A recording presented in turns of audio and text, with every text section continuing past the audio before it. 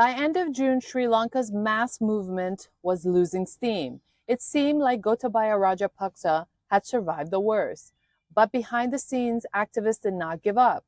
More than a dozen of them met regularly in a seaside tent in Colombo. They shared opinions, they plotted their next move.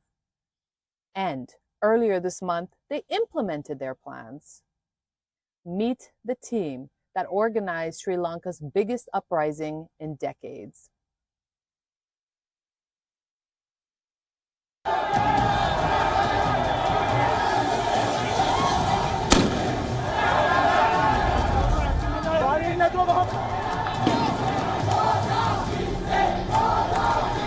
These pictures you have seen. Protesters chilling in the presidential pool, watching TV at the Prime Minister's residence, pumping iron in the president's gym. But what about the story behind these pictures? What led to the sudden escalation? By late June, the protests had simmered down. It seemed like Gotabaya Rajapaksa had weathered the storm. Perhaps he was in the clear. But a group of Sri Lankan activists had other plans. On paper, they looked like unlikely heroes. A Catholic priest, a digital strategist, a popular playwright, and a student leader. You wouldn't bet on them to topple a president. Yet they were united in their goal, to revive the floundering protest movement.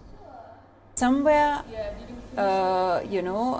before July 9th, the idea was put forward to the group that we couldn't keep this momentum going for very much longer, and we needed somehow to do something that will inspire the people of Sri Lanka to come out again, to show their rejection of this system, the way they had come out in April. They called themselves the Aragalia. The word translates loosely to struggle. The activists began meeting regularly. Their favorite haunt? A seaside tent in Colombo.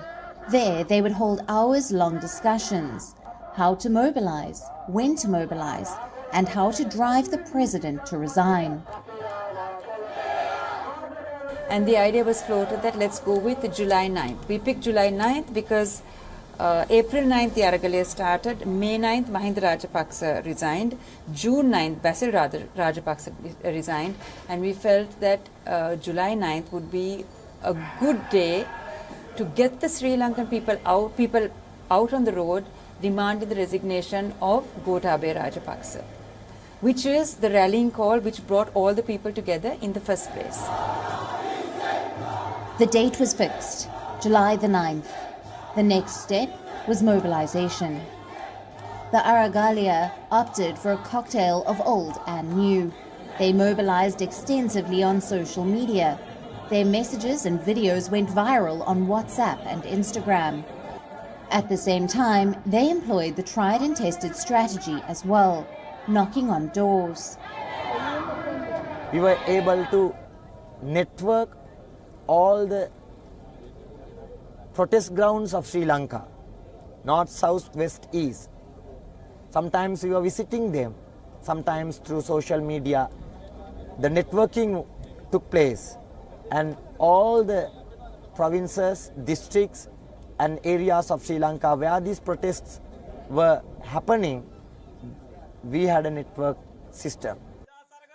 Satya Charit Amaratunge was one of the activists.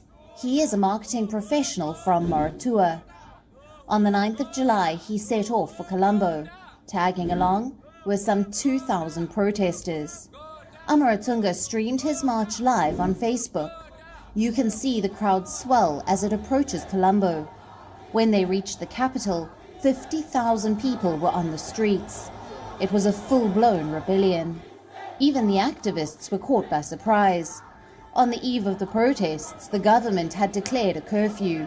To escape arrest, the protest leaders had shifted to safe houses.